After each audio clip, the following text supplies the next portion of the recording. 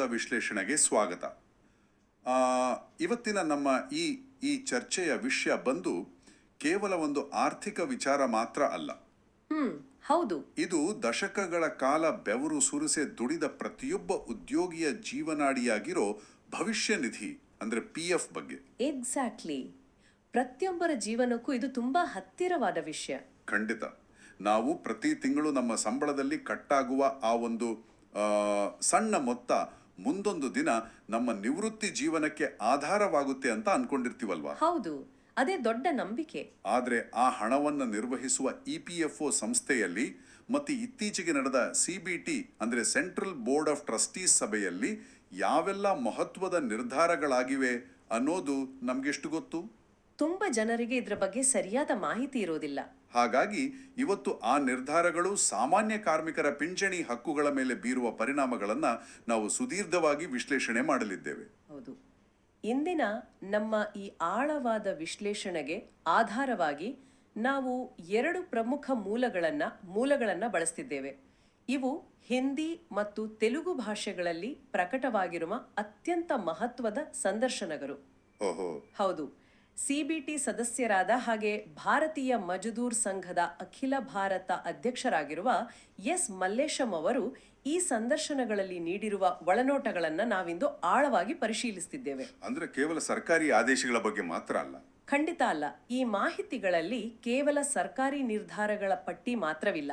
ಆ ನಿರ್ಧಾರಗಳು ಹೊರಬೀಳುವ ಮುನ್ನ ನಡೆದ ಅತ್ಯಂತ ಬಿರುಸಿನ ಚರ್ಚೆಗಳು, ಕಾರ್ಮಿಕ ಸಂಘಟನೆಗಳ ವಾದಗಳು ಮತ್ತು ಮುಂಬರುವ ದಿನಗಳಲ್ಲಿ PF ಖಾತೆದಾರರು ಎದುರಿಸಬಹುದಾದ ವಾಸ್ತವಿಕ ಸವಾಲುಗಳ ಸಂಪೂರ್ಣ ಚಿತ್ರಣ ಇದೆ. ನಾವಿಲ್ಲಿ ಯಾವುದೇ ನಿರ್ದಿಷ್ಟ ಸಂಘಟನೆ ಅಥವಾ ಸರ್ಕಾರದ ಪರವಹಿಸದೆ ಮೂಲಗಳಲ್ಲಿರುವ ಅಂಕಿಅಂಶಗಳು ಮತ್ತು ವಾಸ್ತವಿಕ ವಿಚಾರಗಳನ್ನ ಮಾತ್ರ ನಿಷ್ಪಕ್ಷಪಾತವಾಗಿ ವಿಶ್ಲೇಷಿಸುತ್ತಿದ್ದೇವೆ. ಸರಿ, ಹಾಗಾದ್ರೆ ಇದನ್ನ ಬಿಡಿಸಿ ನೋಡೋಣ. ನಾನು ಕೆಲವು ವರದಿಗಳನ್ನು ಓದಿದ್ದೆ. ಅಲ್ಲಿ ಈ EPS 95 ಕನಿಷ್ಠ ಪಿಂಚಣಿಯ ಬಗ್ಗೆ ದೊಡ್ಡ ಮಟ್ಟದ ಅಸಮಾಧಾನ ಇದೆ ಅಂತ ಗೊತ್ತಾಯ್ತು. ಹೌದು, ಬಹಳ ದೊಡ್ಡ ಮಟ್ಟದ ಅಸಮಾಧಾನ. ಅಸಲಿಗೆ ಈ EPS 95 ಅಂದ್ರೆ ಏನು, ಮತ್ತೆ ದಶಕಗಳಿಂದ ಸೇವೆ ಸಲ್ಲಿಸಿದ ನಿವೃತ್ತರು ಇಂದು ಬೀದಿಗಿಳಿದು ಹೋರಾಟ ಮಾಡುವಂತ ಪರಿಸ್ಥಿತಿ ಯಾಕೆ ಬಂದಿದೆ?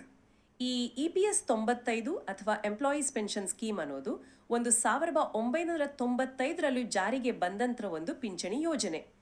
ಇಲ್ಲಿರುವ ಅಂಕಿಅಂಶಗಳನ್ನ ನೋಡಿದ್ರೆ ನಿಜಕ್ಕೂ ಯಾರಿಗಾದ್ರೂ ಆಘಾತ ಆಗುತ್ತೆ. ಆಘಾತ ಆಗುವಂತ ಅಂಕಿಅಂಶಗಳ? ಹೌದು. ನಮ್ಮ ದೇಶದಲ್ಲಿ ಪ್ರಸ್ತುತ ಸುಮಾರು 80 ಲಕ್ಷ EPS 95 ಪಿಂಚಣಿದಾರರಿದ್ದಾರೆ. ಆದ್ರೆ ವಿಪರ್ಯಾಸ ಏನಂದ್ರೆ ಈ 80 ಲಕ್ಷ ಜನರಲ್ಲಿ ಬರೋಬ್ಬರಿ 30 ಲಕ್ಷ ಜನರಿಗೆ ಪ್ರತಿ ತಿಂಗಳು ಸಿಗ್ತಿರುವ ಪಿಂಚಣಿ ಕೇವಲ 1,000 ರೂಪಾಯಿ ಅಥವಾ ಅದಕ್ಕಿಂತಲೂ ಕಡಿಮೆ. 1,000 ರೂಪಾಯಿನ? ಇದನ್ನು ನಂಬೋಕ್ ಆಗ್ತಿಲ್ಲ. ಹೌದು, ಇದೇ ವಾಸ್ತವ. ಇವತ್ತಿನ ದಿನಗಳಲ್ಲಿ ಒಂದು ಗ್ಯಾಸ್ ಸಿಲಿಂಡರ್ ಬೆಲೆನೇ 1,000 ರೂಪಾಯಿ ದಾಟಿದೆ. ಇನ್ನು ಒಂದು ಇಡೀ ತಿಂಗಳು ಊಟ, ಔಷಧಿ, ಮನೆ ಬಾಡಿಗೆ ಇವೆಲ್ಲವನ್ನು ಕೇವಲ 1,000 ರೂಪಾಯಿಲಿ ನಿರ್ವಹಿಸಲು ಹೇಗೆ ಸಾಧ್ಯ? ವೃದ್ಧಾಪ್ಯದಲ್ಲಿ ಆರ್ಥಿಕ ಭದ್ರತೆ ನೀಡಬೇಕಾದ ವ್ಯವಸ್ಥೆ ಹೀಗೆ ಮಾಡಿದ್ರೆ ಆ 30 ಲಕ್ಷ ಕುಟುಂಬಗಳ ಗತಿ ಏನು? ಅದೇ ಬೃಹತ್ ಪ್ರಶ್ನೆ. ಇದು ಕೇವಲ ಅಂಕಿಅಂಶಗಳಲ್ಲ, ಇದು ಆ 30 ಲಕ್ಷ ಕುಟುಂಬಗಳ ದೈನಂದಿನ ಹೋರಾಟ, ಅವರ ಜೀವನದ ಘನತೆಯ ಪ್ರಶ್ನೆ. ಇದೇ ಕಾರಣಕ್ಕಾಗಿ BMS ಸಂಘಟನೆಯು ಸರ್ಕಾರದ ಮುಂದೆ ಅತ್ಯಂತ ಸ್ಪಷ್ಟವಾದ ಬೇಡಿಕೆಗಳನ್ನ ಇಟ್ಟಿದೆ. ಆ ಬೇಡಿಕೆಗಳು? ಕನಿಷ್ಠ ಪಿಂಚಣಿಯನ್ನ ಈಗ ಇರುವ 1,000ದಿಂದ 7,500 ರೂಪಾಯಿಗೆ ಹೆಚ್ಚಿಸಬೇಕು. ಓಹೋ, 7,500? ಹೌದು. ಆ ಮೊತ್ತಕ್ಕೆ ಬೆಲೆ ಏರಿಕೆಗೆ ತಕ್ಕಂತೆ ತುಟ್ಟಿ ಭತ್ಯೆ ಅಥವಾ DA ಸೇರಿಸಬೇಕು ಮತ್ತು ನಿವೃತ್ತರಿಗೆ ಉಚಿತ ವೈದ್ಯಕೀಯ ಸೌಲಭ್ಯ ನೀಡಬೇಕು ಅನ್ನೋದು ಅವರ ಪ್ರಮುಖ ವಾದ. ಈ ಬೇಡಿಕೆಗಳ ಈಡೇರಿಕೆಗಾಗಿ ಫೆಬ್ರವರಿ 25ರಂದು ದೇಶದಾದ್ಯಂತ ಸುಮಾರು 600ಕ್ಕೂ ಹೆಚ್ಚು ಜಿಲ್ಲೆಗಳಲ್ಲಿ ಅತ್ಯಂತ ಬೃಹತ್ ಮಟ್ಟದ ಪ್ರತಿಭಟನೆಗಳು ಕೂಡ ನಡೆದಿದೆ. ಇಷ್ಟೆಲ್ಲ ದೊಡ್ಡ ಮಟ್ಟದ ಪ್ರತಿಭಟನೆಗಳು ನಡೆದ ಮೇಲೆ ಮಾರ್ಚ್ 2ರಂದು ನಡೆದ CBT ಸಭೆಯಲ್ಲಿ ಈ ಬಗ್ಗೆ ಖಂಡಿತವಾಗಿಯೂ ಗಂಭೀರ ಚರ್ಚೆ ನಡೆದಿರಬೇಕಲ್ಲ. ಸಭೆಯಲ್ಲಿ ಅಧಿಕಾರಿಗಳ ಪ್ರತಿಕ್ರಿಯೆ ಹೇಗಿತ್ತು? ಇಲ್ಲಿಯೇ ಅತ್ಯಂತ ಕುತೂಹಲಕಾರಿ ವಿಷಯ ಇರೋದು ನೋಡಿ. ಇಡೀ ದೇಶಾದ್ಯಂತ ಲಕ್ಷಾಂತರ ನಿವೃತ್ತರು ಬೀದಿಗಿಳಿದು ಪ್ರತಿಭಟಿಸಿದ್ರು ಸಹ ಮಾರ್ಚ್ 2ರಂದು ನಡೆದ CBT ಸಭೆಯ ಅಧಿಕೃತ ಅಜೆಂಡಾದಲ್ಲಿ ಈ ಕನಿಷ್ಠ ಪಿಂಚಣಿ ಹೆಚ್ಚಳದ ವಿಷಯವೇ ಇರಲಿಲ್ಲ. ಅಜೆಂಡಾದಲ್ಲಿ ಇರಲಿಲ್ವಾ? ಅಂದ್ರೆ ಅಧಿಕಾರಿಗಳು ಈ ವಿಷಯವನ್ನ ಸಂಪೂರ್ಣವಾಗಿ ನಿರ್ಲಕ್ಷಿಸಲು ಮುಂದಾಗಿದ್ರ? ಹೌದು. ಹಾಗಾದ್ರೆ ಸಭೆಯಲ್ಲಿ ಇದರ ಬಗ್ಗೆ ಚರ್ಚೆ ಆಗ್ಲೇ ಇಲ್ವಾ? ಅಜೆಂಡಾದಲ್ಲಿ ಇಲ್ಲದಿದ್ರೂ ಕಾರ್ಮಿಕ ಪ್ರತಿನಿಧಿಗಳು ಸುಮ್ಮನಿರಲಿಲ್ಲ. ಸಭೆಯ ನಿಯಮಗಳ ಪ್ರಕಾರ ಯಾವುದೇ ತುರ್ತು ಅಥವಾ ಗಂಭೀರ ವಿಷಯಗಳನ್ನು ಪ್ರಸ್ತಾಪಿಸುವ ಹಕ್ಕು ಸದಸ್ಯರಿಗೆ ಇರುತ್ತೆ. ಹೀಗಾಗಿ ಸದಸ್ಯರು ಪಟ್ಟು ಹಿಡಿದು ಆಕ್ಷನ್ ಟೇಕನ್ ರಿಪೋರ್ಟ್ ಅಂದ್ರೆ ಈ ಹಿಂದಿನ ಬೇಡಿಕೆಗಳ ಮೇಲೆ ಸರ್ಕಾರ ಈವರೆಗೆ ತೆಗೆದುಕೊಂಡಿರುವ ಕ್ರಮಗಳ ಲಿಖಿತ ವರದಿಯನ್ನ ನೀಡಲೇಬೇಕು ಅಂತ ಅಧಿಕಾರಿಗಳ ಮೇಲೆ ತೀವ್ರ ಒತ್ತಡ ಹೇರಿದ್ದಾರೆ. ಮುಂದಿನ ಸಭೆಯಲ್ಲಿ ಇದಕ್ಕೆ ಸಂಬಂಧಿಸಿದ ಸಂಪೂರ್ಣ ವರದಿಯನ್ನ ಒದಗಿಸಬೇಕು ಅಂತ ಕಡ್ಡಾಯಗೊಳಿಸಲಾಗಿದೆ. ಇದು ಕಾರ್ಮಿಕರ ಪಾಲಿಗೆ ಒಂದು ಸಣ್ಣ ಗೆಲುವಾದರೂ ಮುಂದಿನ ಹಾದಿ ಇನ್ನೂ ಕಠಿಣವಾಗಿದೆ ಅಂತ ಮೂಲಗಳು ಸ್ಪಷ್ಟಪಡಿಸಿವೆ. ಒಂದೆಡೆ ಕನಿಷ್ಠ ಪಿಂಚಣಿಗಾಗಿ ಇಂತಹ ಕಠಿಣ ಹೋರಾಟ ನಡೀತಿದೆ, ಇನ್ನೊಂದೆಡೆ ಹೆಚ್ಚಿನ ಪಿಂಚಣಿ ಅಥವಾ ಹೈಯರ್ ಪೆನ್ಷನ್ ವಿಚಾರದಲ್ಲಿ ದೊಡ್ಡ ಗೊಂದಲವೇ ಸೃಷ್ಟಿಯಾಗಿದೆ ಅನ್ನೋ ಸುದ್ದಿ ಎಲ್ಲೆಡೆ ಹರಿದಾಡ್ತಿದೆ. ಸುಪ್ರೀಂ ಕೋರ್ಟ್ ತೀರ್ಪಿನ ನಂತರ ಲಕ್ಷಾಂತರ ಜನ ಹೆಚ್ಚಿನ ಪಿಂಚಣಿಗಾಗಿ ಅರ್ಜಿ ಸಲ್ಲಿಸಿದ್ರಲ್ಲ, ಹೌದು. ಆ ಅರ್ಜಿಗಳೆಲ್ಲವೂ ಏನಾದ್ವು? ಎಲ್ಲಿಗೂ ಹೆಚ್ಚಿನ ಪಿಂಚಣಿ ಸಿಕ್ತಿದೆಯಾ? ಇಲ್ಲ, ಅಲ್ಲಿಯೇ ಬಹುದೊಡ್ಡ ಆಘಾತ ಕಾದಿರೋದು. ದೇಶದಾದ್ಯಂತ ಸುಮಾರು 17 ಲಕ್ಷ ಜನರು ತಮ್ಮ ಹಕ್ಕಿನ ಹೆಚ್ಚಿನ ಪಿಂಚಣಿಗಾಗಿ ಅರ್ಜಿ ಸಲ್ಲಿಸಿದ್ರು. ಆದ್ರೆ ಇತ್ತೀಚಿನ ದತ್ತಾಂಶಗಳ ಪ್ರಕಾರ ಅದರಲ್ಲಿ ಬರೋಬ್ಬರಿ 9 ಲಕ್ಷ ಅರ್ಜಿಗಳು ತಿರಸ್ಕೃತಗೊಂಡಿವೆ. 9 ಲಕ್ಷ ಅರ್ಜಿಗಳು ವಜಾಗೊಂಡಿವೆಯಾ? ಅಂದ್ರೆ ಅರ್ಜಿ ಸಲ್ಲಿಸಿದವರಲ್ಲಿ ಅರ್ಧಕ್ಕಿಂತ ಹೆಚ್ಚು ಜನರಿಗೆ ನಿರಾಶೆ. ಸುಪ್ರೀಂ ಕೋರ್ಟ್ ಆದೇಶವಿದ್ರೂ ಇಪಿಎಫ್ಒ ಯಾಕಿಷ್ಟೊಂದು ದೊಡ್ಡ ಮಟ್ಟದಲ್ಲಿ ಅರ್ಜಿಗಳನ್ನ ತಿರಸ್ಕರಿಸಿದೆ? ಇದಕ್ಕೆ ಅವ್ರು ನೀಡ್ತಿರೋ ಕಾರಣಗಳೇನು? ಈ ತಿರಸ್ಕಾರಗಳಿಗೆ ಪ್ರಮುಖವಾಗಿ 2 ತಾಂತ್ರಿಕ ಕಾರಣಗಳನ್ನ ನೀಡಲಾಗ್ತಿದೆ. ಮೊದಲನೆಯದು ಟ್ರಸ್ಟ್ ನಿಯಮಗಳ ನೆಪ. ಸುಮಾರು 5 ರಿಂದ 6 ಲಕ್ಷ ಅರ್ಜಿಗಳು ಕೇವಲ ಇದೇ ಕಾರಣಕ್ಕಾ? ಹೌದು, ಕೇವಲ ಈ ಒಂದೇ ಕಾರಣಕ್ಕಾಗಿ ವಜಾಗೊಂಡಿವೆ. ಸರಳವಾಗಿ ಹೇಳಬೇಕಂದ್ರೆ ಕೆಲವು ದೊಡ್ಡ ಕಂಪನಿಗಳು ಇಪಿಎಫ್ಒಗೆ ಹಣ ಕಟ್ಟುವ ಬದಲು ಕಾರ್ಮಿಕರ ಪಿಎಫ್ ಹಣವನ್ನ ನಿರ್ವಹಿಸಲು ತಮ್ಮದೇ ಆದ ಸ್ವಂತ ಟ್ರಸ್ಟ್ಗಳನ್ನ ನಡೆಸ್ತವೆ. ಅರ್ಥ ಆಯ್ತು. ಇಪಿಎಫ್ಒ ನಿಯಮಗಳಿಗೂ ಈ ಕಂಪನಿಯ ಟ್ರಸ್ಟ್ ನಿಯಮಗಳಿಗೂ ತಾಳೆಯಾಗದಿದ್ದಾಗ ಮ್ಯಾಚ್ ಆಗಿಲ್ಲ ಅಂತ ಅರ್ಜಿಗಳನ್ನ ತಿರಸ್ಕರಿಸಲಾಗಿದೆ. ಇದೇನು ವಿಚಿತ್ರವಾದ ವಾದ? ಆ ಟ್ರಸ್ಟ್ ನಿಯಮಗಳನ್ನು ರೂಪಿಸುವುದು ಆಯಾ ಕಂಪನಿಯ ಆಡಳಿತ ಮಂಡಳಿ ಅಥವಾ ಮ್ಯಾನೇಜ್ಮೆಂಟ್ ತಾನೆ? ಅದರಲ್ಲಿ ಪಾಪ ಸಾಮಾನ್ಯ ಕಾರ್ಮಿಕನ ಪಾತ್ರ ಏನಿದೆ? ಖಂಡಿತ. ಕಂಪನಿಯ ಮ್ಯಾನೇಜ್ಮೆಂಟ್ ಮತ್ತು ಇಪಿಎಫ್ಒ ನಡುವಿನ ಹೊಂದಾಣಿಕೆಯ ಕೊರತೆಗೆ ತಪ್ಪು ಮಾಡದ ಕಾರ್ಮಿಕ ಯಾಕೆ ಬೆಲೆ ತೆರಬೇಕು? ನಿಖರವಾಗಿ ಇದೇ ಪ್ರಶ್ನೆಯನ್ನ ಸಿಬಿಟಿ ಸಭೆಯಲ್ಲಿ ಬಲವಾದಿ ಎತ್ತಲಾಗಿದೆ. ಟ್ರಸ್ಟ್ ನಿಯಮಗಳನ್ನ ರೂಪಿಸುವುದು ಕಾರ್ಮಿಕರಲ್ಲ, ಇಪಿಎಫ್ಒ ಅಧಿಕಾರಿಗಳೇ ಪ್ರತಿ ವರ್ಷ ಈ ಕಂಪನಿಗಳ ಟ್ರಸ್ಟ್ಗಳನ್ನ ಆಡಿಟ್ ಮಾಡ್ತಾರೆ. ಹೌದಲ್ವಾ? ಆಡಿಟ್ ಮಾಡುವಾಗ ಯಾವುದೇ ಆಕ್ಷೇಪಣೆ ಎತ್ತದ ಅಧಿಕಾರಿಗಳು ಈಗ ಕಾರ್ಮಿಕರಿಗೆ ಹೆಚ್ಚಿನ ಪಿಂಚಣಿ ನೀಡುವ ಸಮಯ ಬಂದಾಗ ದಿಢೀರನೆ ಟ್ರಸ್ಟ್ ನಿಯಮಗಳ ನೆಪವೊಡ್ಡಿ ಅರ್ಜಿ ತಿರಸ್ಕರಿಸುವುದು ಎಷ್ಟು ನ್ಯಾಯಸಮ್ಮತ? ಈಗಾಗಲೇ ಹಲವು ರಾಜ್ಯಗಳ ಹೈಕೋರ್ಟ್ಗಳು ಕೂಡ ಈ ವಿಷಯದಲ್ಲಿ ಕಾರ್ಮಿಕರ ಪರವಾಗಿಯೇ ತೀರ್ಪು ನೀಡಿವೆ. ಹೈಕೋರ್ಟ್ ತೀರ್ಪುಗಳು ಕಾರ್ಮಿಕರ ಟ್ರಸ್ಟ್ ನಿಯಮಗಳಿಗೂ ಕಾರ್ಮಿಕರ ಹೈಯರ್ ಪೆನ್ಷನ್ ಹಕ್ಕಿಗೂ ಯಾವುದೇ ಸಂಬಂಧವಿಲ್ಲ. ಕಾರ್ಮಿಕರಿಗೆ ಅವರ ಹಕ್ಕಿನ ಹಣ ಸಿಗಲೇಬೇಕು ಅಂತ ನ್ಯಾಯಾಲಯಗಳು ಸ್ಪಷ್ಟವಾಗಿ ಹೇಳಿವೆ. ಹೈಕೋರ್ಟ್ ತೀರ್ಪುಗಳು ಕಾರ್ಮಿಕರ ಪರವಾಗಿದ್ರು ಇಪಿಎಫ್ಒ ಇನ್ನು ಯಾಕೆ ಅರ್ಜಿಗಳನ್ನ ಪುರಸ್ಕರಿಸ್ತಿಲ್ಲ? ಯಾಕೆಂದ್ರೆ ಇಪಿಎಫ್ಒ ಆ ಹೈಕೋರ್ಟ್ ತೀರ್ಪುಗಳನ್ನ ಪ್ರಶ್ನಿಸಿ ಸುಪ್ರೀಂ ಕೋರ್ಟ್ನಲ್ಲಿ ಮೇಲ್ಮನವಿ ಸಲ್ಲಿಸಲು ಮುಂದಾಗ್ತಿದೆ. ಇಲ್ಲಿ ವಿಪರ್ಯಾಸ ಏನಂದ್ರೆ ಕಾರ್ಮಿಕರ ಹಣವನ್ನೇ ಬಳಸಿ ಕಾರ್ಮಿಕರ ವಿರುದ್ಧವೇ ಸುಪ್ರೀಂ ಕೋರ್ಟ್ನಲ್ಲಿ ಕಾನೂನು ಹೋರಾಟ ನಡೆಸಿ ಹಣವನ್ನ ಪೋಲು ಮಾಡಲಾಗ್ತಿದೆ ಅನ್ನೋ ತೀವ್ರ ಆಕ್ರೋಶ ಸಭೆಯಲ್ಲಿ ವ್ಯಕ್ತವಾಗಿದೆ. ಇದು ನಿಜಕ್ಕೂ ಬೇಸರದ ಸಂಗತಿ. ಸರಿ, ಮೊದಲನೇ ಕಾರಣ ಟ್ರಸ್ಟ್ ನಿಯಮಗಳಾಯಿತು. ಇನ್ನು ಎರಡನೇ ಕಾರಣವೇನು? ಉಳಿದ ಅರ್ಜಿಗಳು ಯಾಕೆ ತಿರಸ್ಕೃತವಾದವು? ಎರಡನೆಯ ಕಾರಣ ಡಿಮಾಂಡ್ ನೋಟಿಸ್ಗೆ ಸಂಬಂಧಿಸಿದ್ದು. ಸುಮಾರು 4 ಲಕ್ಷ ಜನರ ಅರ್ಜಿಗಳು ಈ ಕಾರಣಕ್ಕೆ ತಿರಸ್ಕೃತವಾಗಿವೆ. ಹೈಯರ್ ಪೆನ್ಷನ್ ಲೆಕ್ಕಾಚಾರದ ನಂತರ ಕಾರ್ಮಿಕರು ಇಂತಿಷ್ಟು ಹಣವನ್ನ ಇಪಿಎಫ್ಒಗೆ ಪಾವತಿಸಬೇಕು ಅಂತ ಡಿಮಾಂಡ್ ನೋಟಿಸ್ ಕಳುಹಿಸಲಾಗುತ್ತೆ. ಆ ನಿರ್ದಿಷ್ಟ ಸಮಯದೊಳಗೆ ಹಣ ಕಟ್ಟಿಲ್ಲ ಅನ್ನೋದು ಇಪಿಎಫ್ಒ ವಾದ. ಆದ್ರೆ ಎಲ್ಲರಿಗೂ ಆ ನಿಗದಿತ ಸಮಯದೊಳಗೆ ಲಕ್ಷಾಂತರ ರೂಪಾಯಿ ಹೊಂದಿಸಲು ಸಾಧ್ಯವಾಗುತ್ತಾ? ಕಷ್ಟನೇ. ವಯಸ್ಸಾದ ಕಾಲದಲ್ಲಿ ಯಾರಿಗೂ ಅನಾರೋಗ್ಯ ಕಾಡಿರ್ಬೋದು, ಕೆಲವರು ಊರಿನಲ್ಲಿ ಇಲ್ಲದಿರ್ಬೋದು, ಅಥವಾ ಮಕ್ಕಳ ಜೊತೆ ವಿದೇಶದಲ್ಲಿರ್ಬೋದು. ಇಂತಹ ಸಣ್ಣ ಪುಟ್ಟ ಕಾರಣಗಳಿಗೆ ಅವರ ಜೀವಮಾನದ ಹಕ್ಕನ್ನೇ ಕಸಿದುಕೊಳ್ಳುವುದು ಎಷ್ಟರ ಮಟ್ಟಿಗೆ ಸರಿ? 100ಕ್ಕೆ 100 ಸತ್ಯ. ವರ್ಷಗಟ್ಟಲೆ ಬೆವರು ಸುರಿಸಿ ಕೆಲಸ ಮಾಡಿ ನಿವೃತ್ತರಾದ್ಮೇಲೆ ಇಂತಹ ಅಮಾನವೀಯ ತಾಂತ್ರಿಕ ಕಾರಣಗಳಿಗಾಗಿ ಅವರಿಗೆ ಸಿಗಬೇಕಾದ ಸಾಮಾಜಿಕ ಭದ್ರತೆಯನ್ನ ಕಸಿದುಕೊಳ್ಳುವುದು ಯಾರಿಗೂ ಒಪ್ಪಿಗೆಯಾಗುವ ವಿಚಾರವಲ್ಲ. ಆದ್ರೆ ಈ ಸುದೀರ್ಘ ಚರ್ಚೆಯ ನಂತರ ಒಂದು ಆಶಾದಾಯಕ ನಿರ್ಧಾರ ಹೊರಬಿದ್ದಿದೆ. ಏನದು ನಿರ್ಧಾರ? ತಿರಸ್ಕೃತಗೊಂಡಿರುವ 9 ಲಕ್ಷ ಜನರಿಗೆ ಏನಾದರೂ ಪರಿಹಾರ ಸಿಗೋ ಸಾಧ್ಯತೆ ಇದೆಯಾ? ಹೌದು. ಈ ಸಮಸ್ಯೆಗಳನ್ನ ಕೂಲಂಕಷವಾಗಿ ಪರಿಶೀಲಿಸಲು ಮತ್ತು ಬಗೆಹರಿಸಲು PIC ಅಂದ್ರೆ ಪೆನ್ಷನ್ ಅಂಡ್ EDLI ಉಪಸಮಿತಿಯನ್ನ ರಚಿಸಲಾಗಿದೆ. CBT ಸದಸ್ಯರಾದ ಮಲ್ಲೇಶಂ ಅವರು ಕೂಡ ಆ ಸಮಿತಿಯ ಪ್ರಮುಖ ಸದಸ್ಯರಾಗಿದ್ದಾರೆ. ಓಹೋ, ಹಾಗಾದ್ರೆ ಭರವಸೆ ಇದೆ. ಖಂಡಿತ. ತಿರಸ್ಕೃತಗೊಂಡಿರುವ ಎಲ್ಲ ಅರ್ಜಿಗಳನ್ನ ಮರುಪರಿಶೀಲಿಸಿ, ತಾಂತ್ರಿಕ ದೋಷಗಳನ್ನ ಸರಿಪಡಿಸಿ, ಕಾರ್ಮಿಕರಿಗೆ ಹಣ ಕಟ್ಟಲು ಮತ್ತು ಅಗತ್ಯ ದಾಖಲೆ ಒದಗಿಸಲು ಮತ್ತೊಂದು ಅವಕಾಶ ನೀಡುವ ಬಗ್ಗೆ ಶೀಘ್ರದಲ್ಲೇ ನಿರ್ಧಾರ ಕೈಗೊಳ್ಳುವ ಭರವಸೆ ಸಿಕ್ಕಿದೆ. ಅಬ್ಬಾ, ಇದೊಂದು ನೆಮ್ಮದಿಯ ಸುದ್ದಿ. ಒಂದೆಡೆ ಪಿಂಚಣಿ ಸಿಗದೆ ಪರದಾಡುತ್ತಿರುವವರಿದ್ದಾರೆ, ಇನ್ನೊಂದೆಡೆ ನಮ್ಮಂತಹ ಕೋಟ್ಯಾಂತರ ಉದ್ಯೋಗಿಗಳ ಹಣ PF ಖಾತೆಯಲ್ಲಿದೆ ಅಲ್ವಾ? ಹೌದು. ಆ ಹಣದ ಮೇಲಿನ ಬಡ್ಡಿ ದರದ ಬಗ್ಗೆ ಸಭೆಯಲ್ಲಿ ಏನಾಯಿತು? EPFO ಬಳಿ ಈಗ ಎಷ್ಟು ಹಣ ಜಮಾವಣೆಯಾಗಿದೆ? ಪ್ರಸ್ತುತ ದೇಶದಲ್ಲಿ ಸುಮಾರು 8 ಕೋಟಿ ಸಕ್ರಿಯ EPF ಚಂದಾದಾರರಿದ್ದಾರೆ ಮತ್ತು ಅವರ ಎಲ್ಲರ ಒಟ್ಟು ಜಮಾವಣೆ ಬರೋಬ್ಬರಿ 17 ಲಕ್ಷ ಕೋಟಿ ರೂಪಾಯಿಗಳಷ್ಟಿದೆ. 17 ಲಕ್ಷ ಕೋಟಿ? ಹೌದು, ಇದು ಅತಿ ದೊಡ್ಡ ಆರ್ಥಿಕ ಶಕ್ತಿ. ಈ ಹಣದ ಮೇಲಿನ ಬಡ್ಡಿ ದರದ ಬಗ್ಗೆ ಸಭೆಯಲ್ಲಿ ದೊಡ್ಡ ಹಗ್ಗಜಗ್ಗಾಟವೇ ನಡೆದಿದೆ. ಹಗ್ಗ ಜಗ್ಗಾಟವೇ? ಯಾಕೆ ಬಡ್ಡಿ ದರವನ್ನ ಕಡಿಮೆ ಮಾಡಲು EPFO ಅಧಿಕಾರಿಗಳು ಮುಂದಾಗಿದ್ರ? ಹೌದು, ಮಾರುಕಟ್ಟೆಯ ಏರಿಳಿತ, ಜಾಗತಿಕ ಯುದ್ಧದ ವಾತಾವರಣ ಮತ್ತು ಇತರ ಆರ್ಥಿಕ ಕಾರಣಗಳ ನೆಪವೊಡ್ಡಿ ಈ ಬಾರಿ ಆದಾಯ ಕಡಿಮೆ ಆಗಿದೆ. ಹಾಗಾಗಿ ಕೇವಲ 8.1% ಬಡ್ಡಿ ನೀಡಲು ಶಿಫಾರಸ್ ಮಾಡಿದ್ರು. ಆದರೆ ಕಾರ್ಮಿಕ ಪ್ರತಿನಿಧಿಗಳು ಇದನ್ನ ತೀವ್ರವಾಗಿ ವಿರೋಧಿಸಿದ್ದಾರೆ. ಸಾಮಾನ್ಯ ಉದ್ಯೋಗಿ ತನ್ನೆಲ್ಲ ಕಷ್ಟಗಳ ನಡುವೆಯೂ ಭವಿಷ್ಯಕ್ಕಾಗಿ ಹಣ ಉಳಿತಾಯ ಮಾಡುವಾಗ ಆ ಹಣಕ್ಕೆ ಸರಿಯಾದ ಬಡ್ಡಿ ನೀಡದಿದ್ರೆ ಅದು ಅವರನ್ನ ನಿರುತ್ಸಾಹಗೊಳಿಸಿದಂತೆ ಆಗುತ್ತೆ ಅನ್ನೋದು ಅವರ ವಾದ ಆಗಿತ್ತು. ಹಾಗಾದ್ರೆ ಅಂತಿಮವಾಗಿ ಯಾರು ಗೆದ್ರು? ಬಡ್ಡಿ ದರ ಎಷ್ಟಕ್ಕೆ ನಿಗದಿಯಾಯಿತು? ಇಲ್ಲಿ ಒಂದು ಅತ್ಯಂತ ಬುದ್ಧಿವಂತಿಕೆಯ ಲೆಕ್ಕಾಚಾರ ಕೆಲಸ ಮಾಡಿದೆ ನೋಡಿ.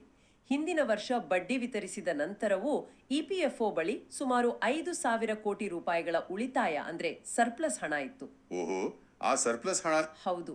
ಕಾರ್ಮಿಕ ಪ್ರತಿನಿಧಿಗಳು ಆ ಹಳೆಯ ಉಳಿತಾಯದ ಹಣವನ್ನ ಈ ಬಾರಿಯ ಆದಾಯಕ್ಕೆ ಸೇರಿಸುವಂತೆ ಅಧಿಕಾರಿಗಳನ್ನ ಒಪ್ಪಿಸಿದ್ದಾರೆ. ಆ ಮೂಲಕ 2025-26ನೇ ಸಾಲಿಗೆ 8.25% ಬಡ್ಡಿ ದರವನ್ನ ಉಳಿಸಿಕೊಳ್ಳುವಲ್ಲಿ ಯಶಸ್ವಿಯಾಗಿದ್ದಾರೆ. ಈಗ ನನಗೆ ಅರ್ಥ ಆಗ್ತಿದೆ. ಹಳೆಯ ಉಳಿತಾಯವನ್ನ ಬಳಸಿ ಕಾರ್ಮಿಕರ ಹಿತಾಸಕ್ತಿ ಕಾಪಾಡಿದ್ದಾರೆ. 8.25% ಬಡ್ಡಿ ದರ ಕಾಯ್ದುಕೊಂಡಿರೋದು ನಿಜಕ್ಕೂ ದೊಡ್ಡ ಸಾಧನೆ. ಇದರ ಜೊತೆಗೆ ಆ ಹಕ್ಕು ಪಡೆಯದ ಹಣ ಅಂದ್ರೆ ಅನ್ಕ್ಲೇಮ್ಡ್ ಫಂಡ್ಸ್ ಬಗ್ಗೆಯೂ ಒಂದು ಅಚ್ಚರಿಯ ಅಂಕಿಅಂಶವನ್ನು ನಾನು ಎಲ್ಲೋ ಓದಿದ್ದೆ. ಅದರ ಬಗ್ಗೆ ಮೂಲಗಳು ಏನು ಹೇಳ್ತಾವೆ? ಅದು ನಿಜಕ್ಕೂ ಕಳವಳಕಾರಿ ವಿಚಾರ. PF ಖಾತೆಗಳಲ್ಲಿ ಪ್ರಸ್ತುತ ಸುಮಾರು 7 ಲಕ್ಷ ಜನರ ಬರೋಬ್ಬರಿ 10,000 ಕೋಟಿ ರೂಪಾಯಿಗಳು ಕ್ಲೇಮ್ ಆಗದೆ ಹಾಗೆಯೇ ಅನಾಥವಾಗಿ ಉಳಿದಿವೆ. 10,000 ಕೋಟಿ? ಅಷ್ಟು ದೊಡ್ಡ ಮೊತ್ತ ಯಾರ್ದು ಅಲ್ಲದೆ ಹಾಗೆ ಬಿದ್ದಿದ್ಯಾ? ಆ ದುಡ್ಡನ್ನು ಕೇಳೋರು ಇಲ್ವಾ? ಇಷ್ಟೊಂದು ಹಣ ಕ್ಲೇಮ್ ಆಗದೆ ಉಳಿಯಲು ಕಾರಣವೇನು? ಇದಕ್ಕೆ ಹಲವು ವಾಸ್ತವಿಕ ಕಾರಣಗಳಿವೆ. ಆಧಾರ್ ಮತ್ತು PF ಖಾತೆಯಲ್ಲಿ ಹೆಸರು ಅಥವಾ ಜನ್ಮ ದಿನಾಂಕ ಹೊಂದಾಣಿಕೆ ಆಗದಿರುವುದು ಅತಿದೊಡ್ಡ ಸಮಸ್ಯೆ. ಇನ್ನು ಕೆಲವರು ಉದ್ಯೋಗ ಬದಲಾಯಿಸಿ ವಿದೇಶಕ್ಕೆ ಹೋಗಿ ಹಳೆಯ ಖಾತೆಯನ್ನೇ ಮರೆತಿದ್ದಾರೆ. ಮರೆತು ಬಿಡ್ತಾರೆ. ಅತ್ಯಂತ ದುರಂತ ಏನಂದ್ರೆ ಅನೇಕ ಖಾತೆದಾರರು ಮರಣ ಹೊಂದಿದ್ದಾರೆ, ಆದ್ರೆ ಅವರ ಕುಟುಂಬದವರಿಗೆ ಆ ವ್ಯಕ್ತಿಯ ಹೆಸರಿನಲ್ಲಿ PF ಖಾತೆ ಇತ್ತು ಅನ್ನೋ ಕನಿಷ್ಠ ಅರಿವೂ ಇಲ್ಲ. ಇದು ಎಂತಹ ವಿಷಾದನೀಯ ಸಂಗತಿ. ದುಡಿದವನೂ ಇಲ್ಲ, ಆತನ ಕುಟುಂಬಕ್ಕೂ ಆ ಹಣ ತಲುಪುತ್ತಿಲ್ಲ. ಇಷ್ಟು ದೊಡ್ಡ ಮೊತ್ತವನ್ನ EPFO ಹಾಗೆ ಇಟ್ಕೊಳುತ್ತಾ ಅಥವಾ ಇದನ್ನ ಬಗೆಹರಿಸಲು ಏನಾದರೂ ಕ್ರಮ ಕೈಗೊಂಡಿದ್ದಾರಾ? ಖಂಡಿತ ಕೈಗೊಂಡಿದ್ದಾರೆ. CBT ಸಭೆಯಲ್ಲಿ ಈ ಬಗ್ಗೆ ಒಂದು ಅತ್ಯಂತ ಮಹತ್ವದ ನಿರ್ಧಾರ ತೆಗೆದುಕೊಳ್ಳಲಾಗಿದೆ.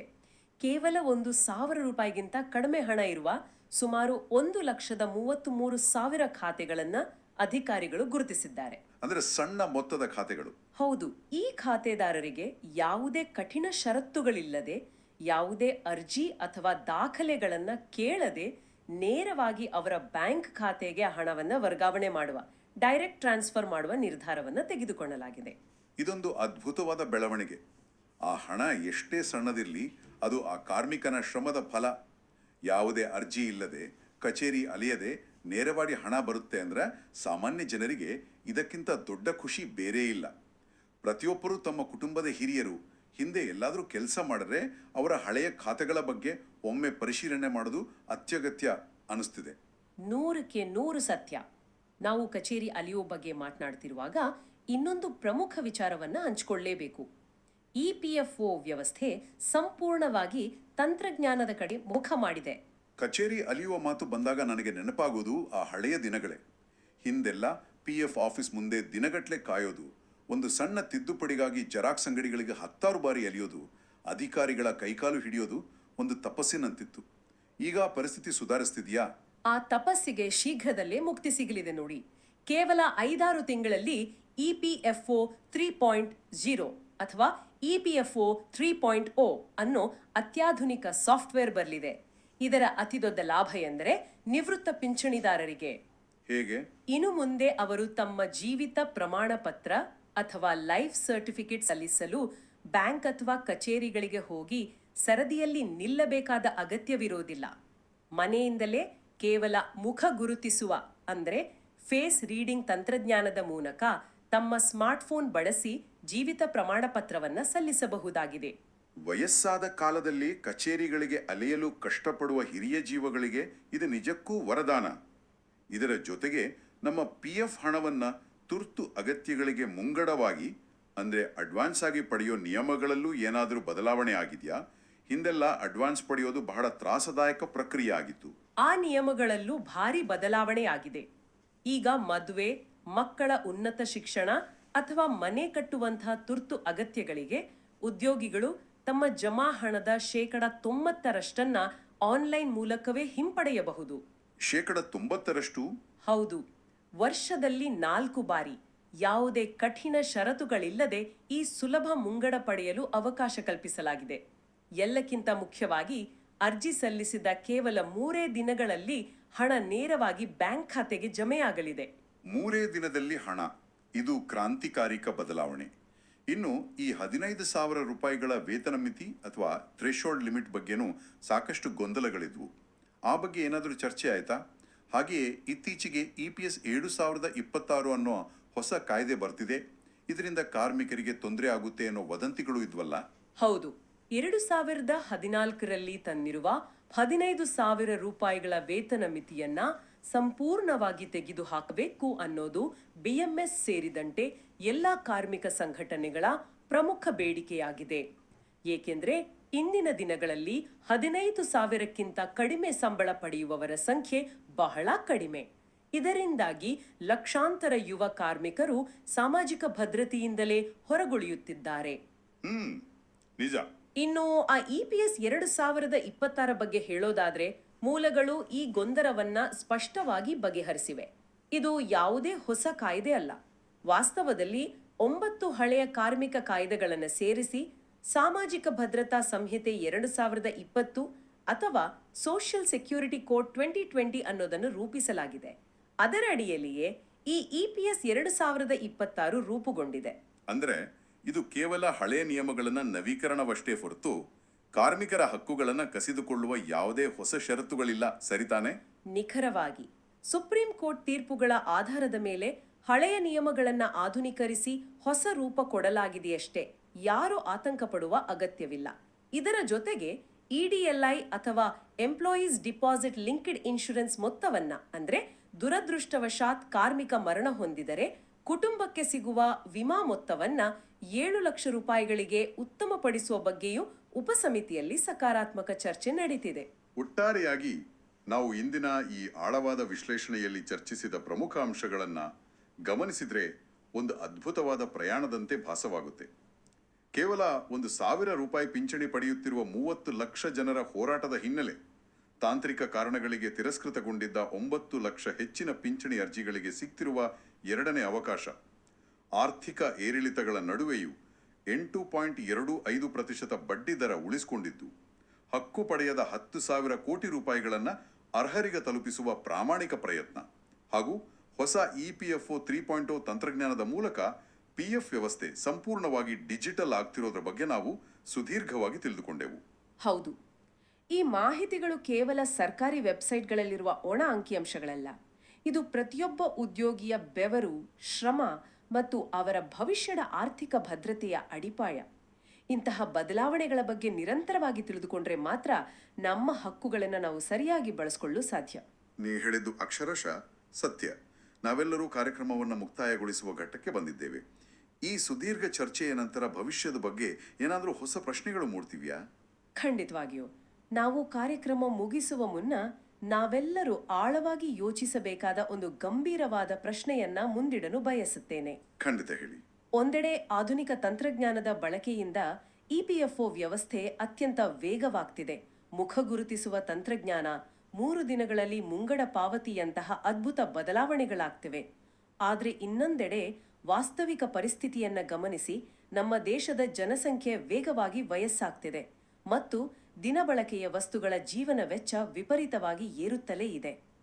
ಕೇವಲ ಬಡ್ಡಿದರದ ಏರಿಳಿತ ಮತ್ತು ₹1000 ಕನಿಷ್ಠ ಪಿಂಚಣಿಯ ಮೇಲೆ ಅವಲಂಬಿತವಾಗಿರುವ ಈ ಪ್ರಸ್ತುತ ಭವಿಷ್ಯ ನಿಧಿ ಮಾದರಿಯು ಮುಂದಿನ 20 ರಿಂದ 30 ವರ್ಷಗಳಲ್ಲಿ ಇದೇ ರೀತಿ ಸುಸ್ಥಿರವಾಗಿರಲು ಸಾಧ್ಯವೇ? ಇದು ನಿಜಕ್ಕೂ ಬೆಚ್ಚಿ ಬೀಳಿಸುವ ಪ್ರಶ್ನೆ. ದಿನೇ ದಿನೇ ಇರುತ್ತಿರುವ ಹಣದುಬ್ಬರವನ್ನು ಎದುರಿಸಲು ಈ ಮಾದರಿ ಎಷ್ಟು ಸಮರ್ಥವಾಗಿದೆ ಅನ್ನೋದು ಅತಿ ದೊಡ್ಡ ಸವಾಲು. ಹೌದು. ಅಥವಾ ನಿವೃತ್ತಿ ನಂತರದ ಉಳಿತಾಯ ಮತ್ತು ಸಾಮಾಜಿಕ ಭದ್ರತೆಯ ಸಂಪೂರ್ಣ ಪರಿಕಲ್ಪನೆಯನ್ನೇ ನಾವು ಮೂಲಭೂತವಾಗಿ ಮರುವಿನ್ಯಾಸಗೊಳಿಸುವ ಕಾಲ ಈಗಲೇ ಸನ್ನಿಹಿತವಾಗಿದೆಯಾ?